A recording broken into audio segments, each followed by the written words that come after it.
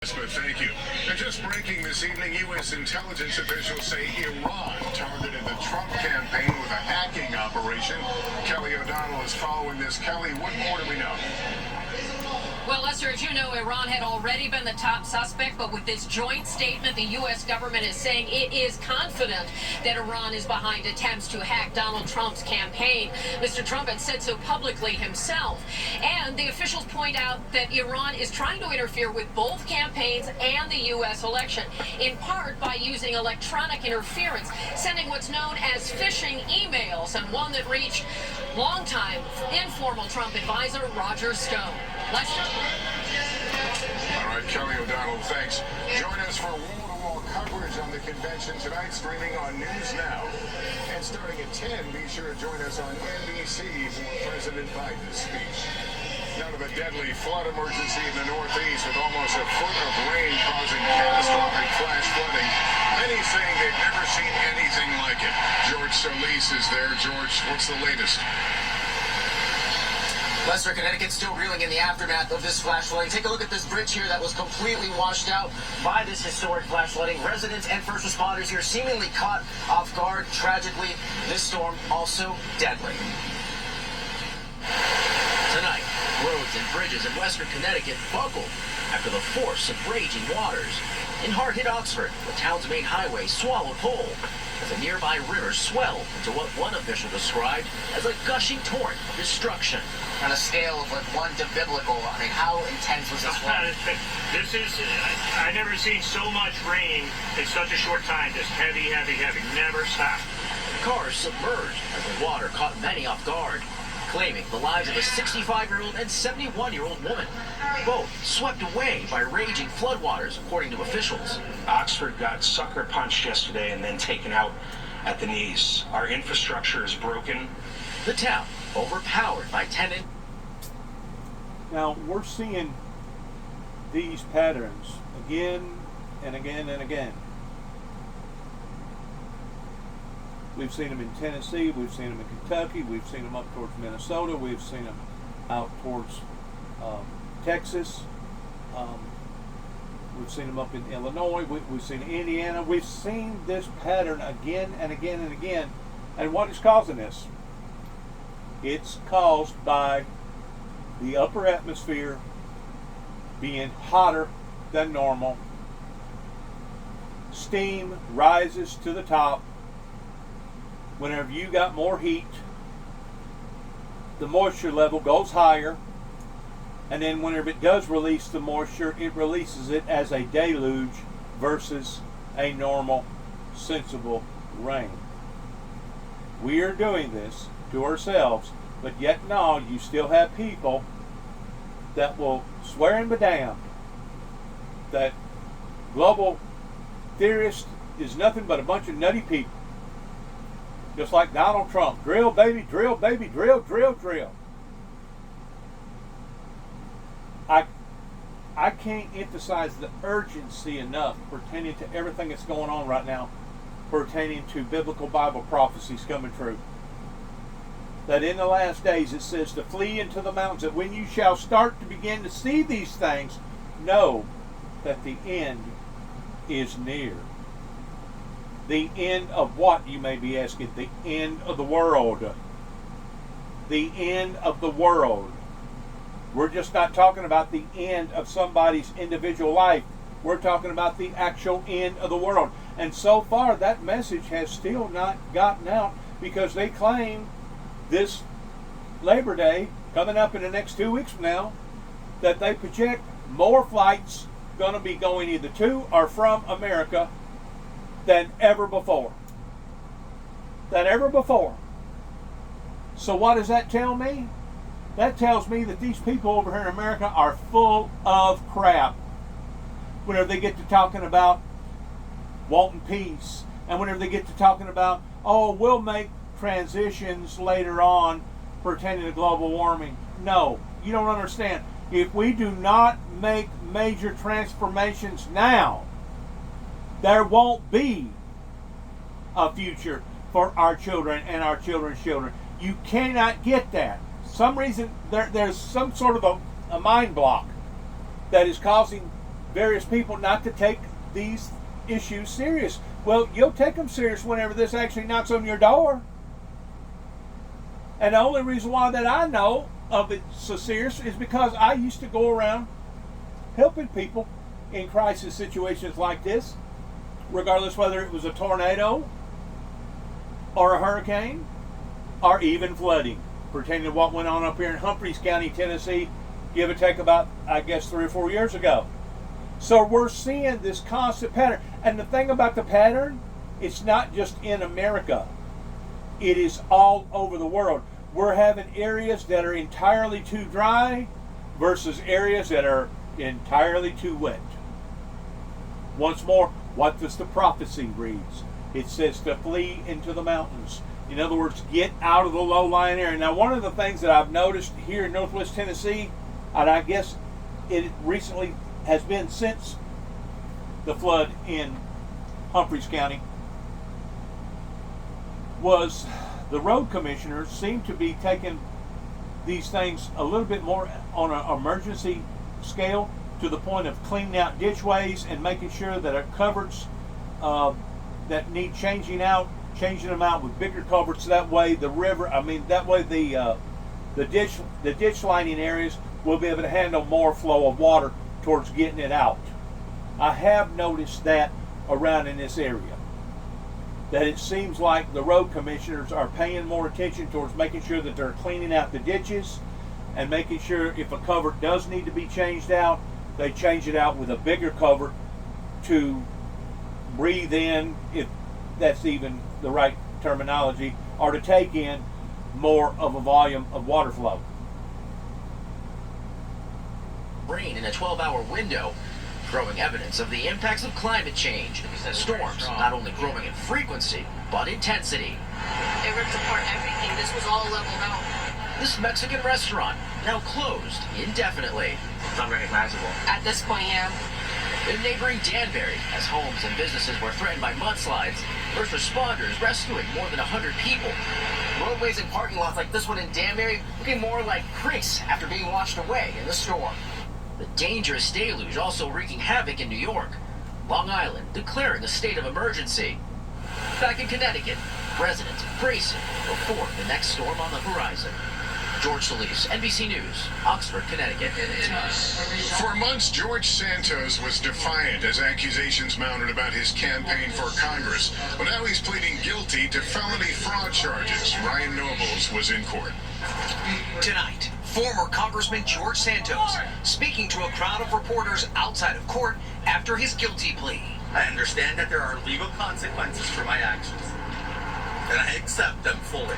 The embattled Republican, who became the first sitting member of Congress to be booted from office by his own colleagues in more than 20 years, pleaded guilty to 2 charges: wire fraud and aggravated identity theft.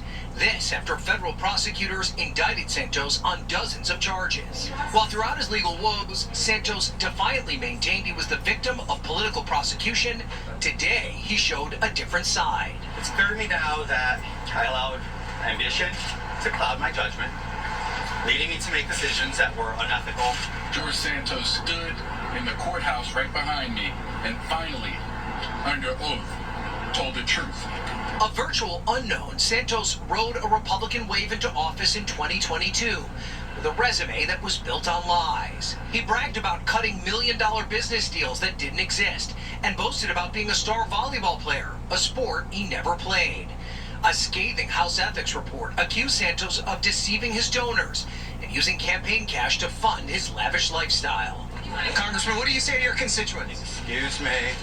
You guys gotta get out of my way. But despite the embarrassing public spectacle, Santos refused to go away quietly.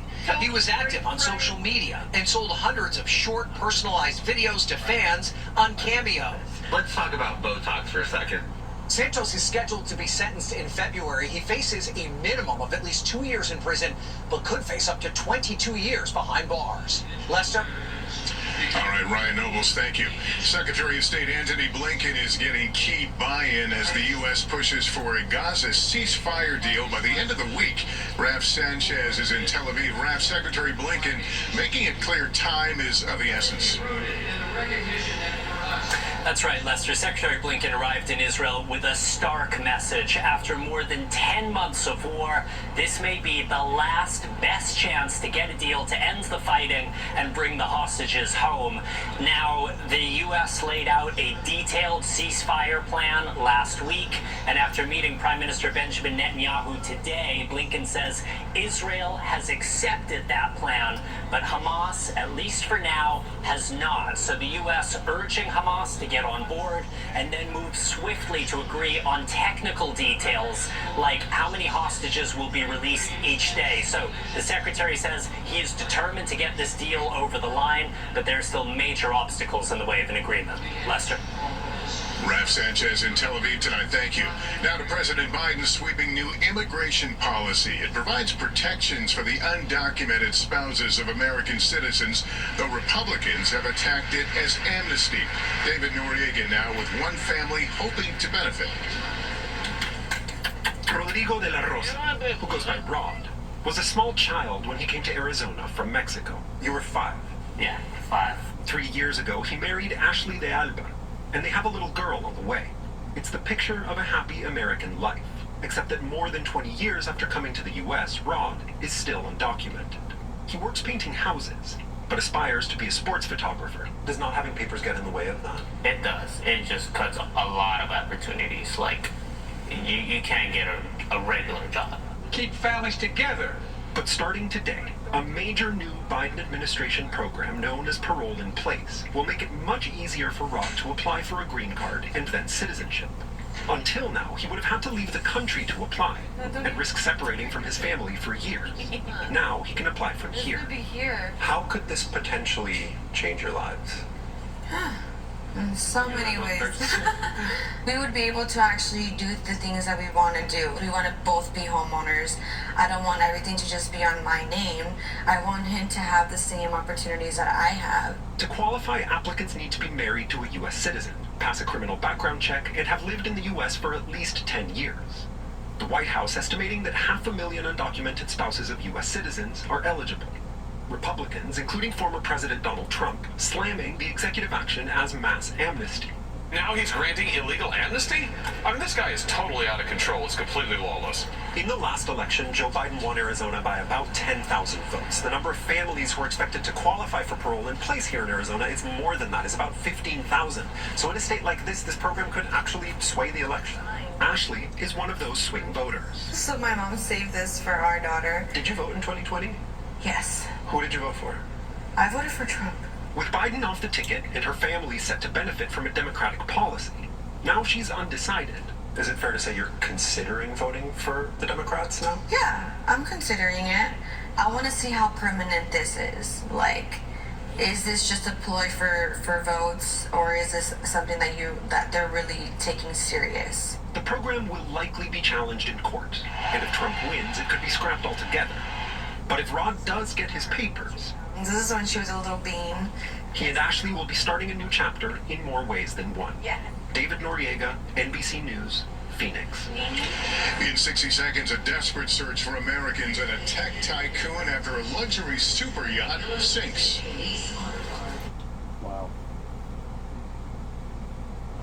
Just can't win whenever it comes to trying to stop people from coming over here and doing what they're doing. Which, you know, I've always said I've never had a problem with people wanting to come over here illegally, as long as they do it the right way. Dove it.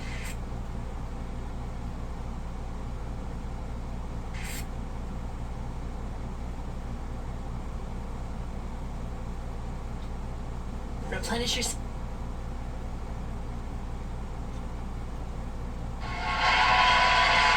Search is underway off the coast of Italy after the sinking of a luxury yacht.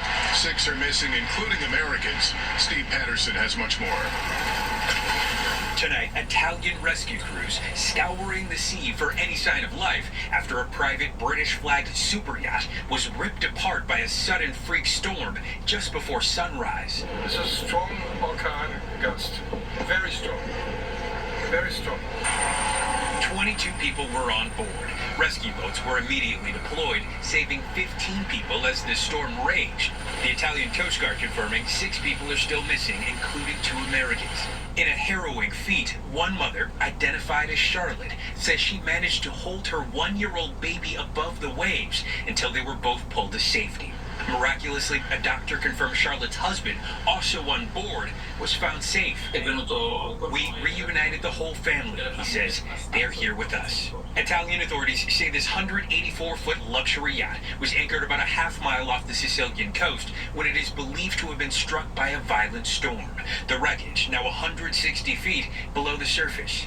Sources familiar with the matter telling CNBC that British tech tycoon Mike Lynch, the founder of England's once biggest software company Autonomy, is among the missing. In June, he was cleared in a massive U.S. fraud trial related to the company's $11 billion sale to Hewlett-Packard.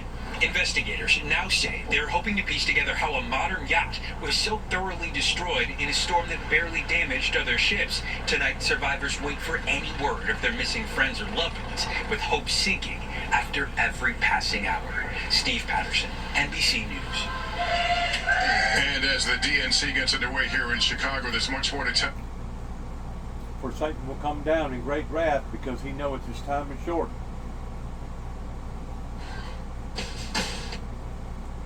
Satan will come down in great wrath because he knows his time is short.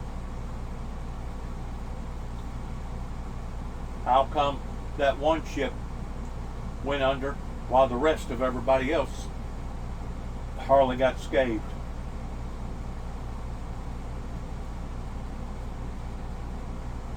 How come an airplane suddenly just dropped out of the sky in Brazil or over by Brazil?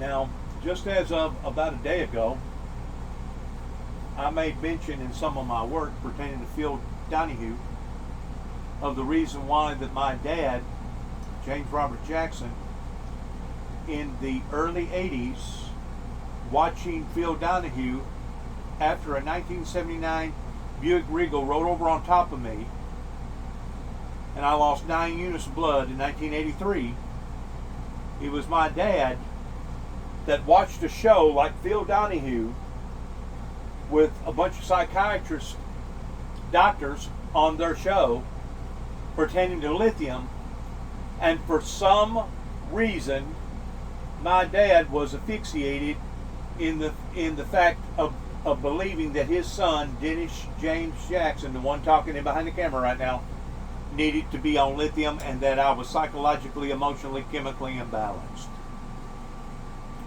My dad convinced various community leaders around here, that convinced more people around here, that convinced even more people that that was one of the main reasons why that it was so tough for me to come back in 2014 towards basically the community rearing up towards doing a pile-on, simply because I had come back into an area that I was originally raised up in.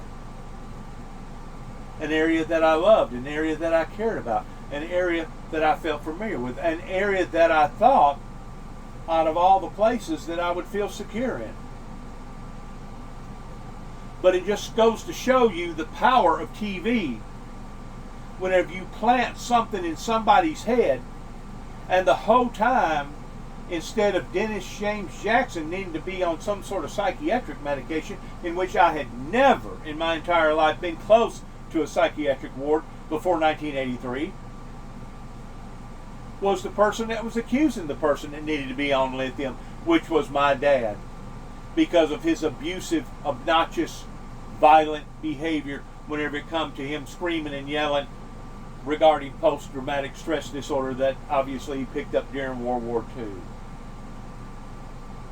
I hate it that this individual has passed away, but I'm just letting people know that for me to have mentioned his name like 2 days ago on some of my data work, and now all of a sudden he, less than about 48 hours later, he's dead. And I had no idea if he was dead or not dead whenever I made mention of it and put it on some of my data work. Please watch. Show host Phil Donahue has died after what his family says was a long illness. He was 88. Ann Thompson now with a look back at his groundbreaking TV career. Is the caller there? Yeah. Go ahead. Before there was The View or Oprah, there was Donahue.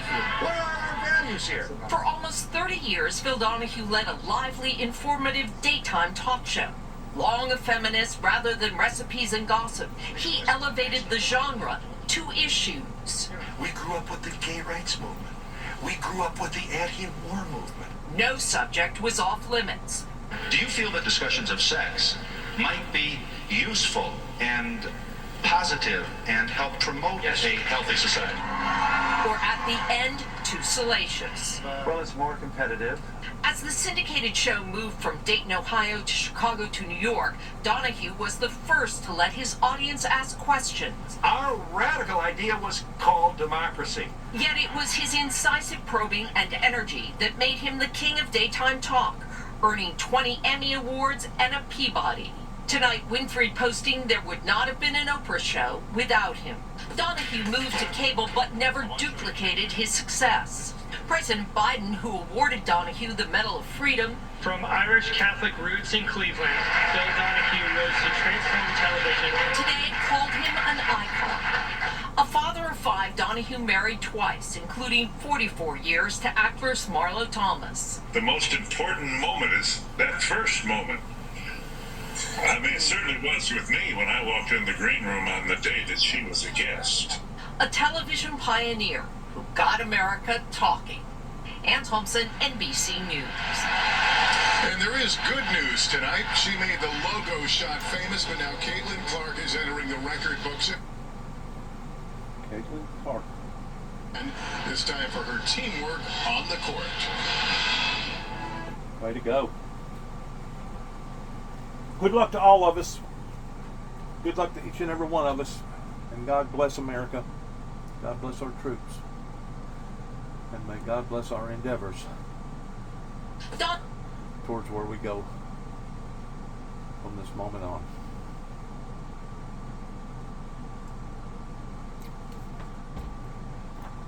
And yes, shalom.